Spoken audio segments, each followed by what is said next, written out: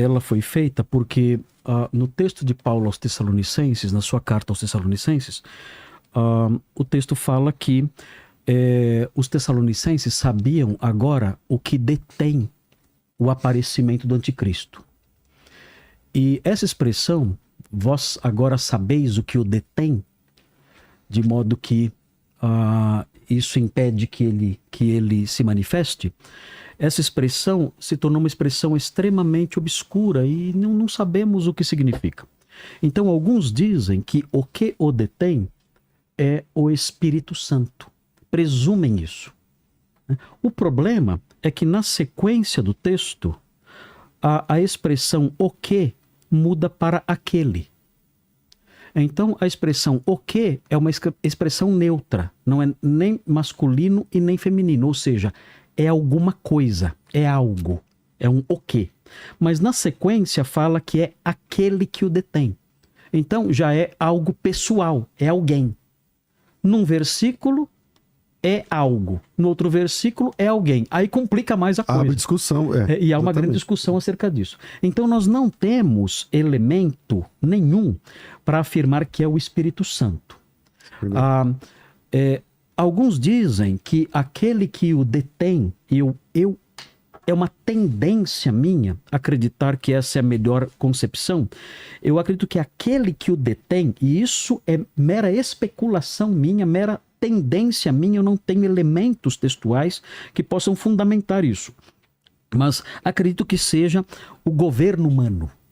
O governo humano é aquilo, é o que, e aquele é algo, e é aquele também porque ele é expresso em governantes pessoais, é lógico.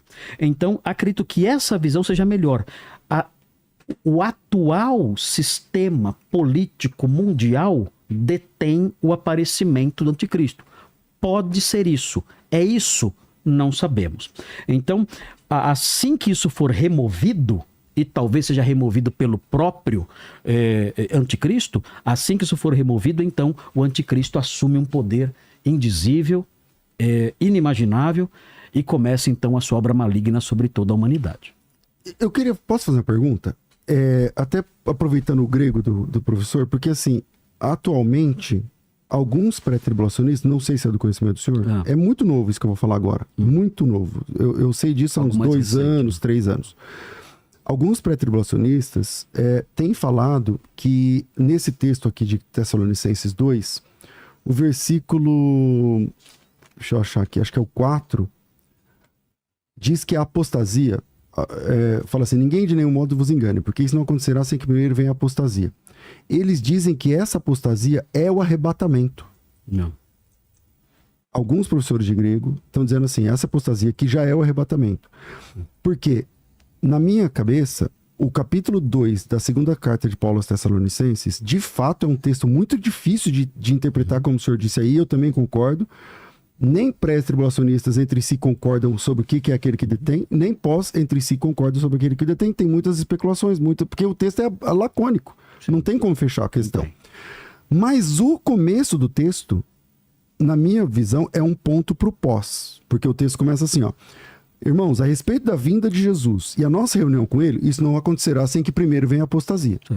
E seja revelado o homem da perdição. Então parece que primeiro vem a apostasia, é revelado o homem da perdição, para depois acontecer o arrebatamento, que é a nossa reunião com Cristo. Então, a meu sentir, parece que o capítulo 2 aqui sempre foi um ponto para o pós e não para o pré. Aí esses irmãos estão dizendo assim, não, aqui já está o arrebatamento, porque a palavra apostasia é o arrebatamento, porque apostasia significa sair, se afastar, não sei o que lá. O senhor, na área do grego, o que o senhor me fala disso? A palavra apostasia no grego é exatamente essa, apostasia.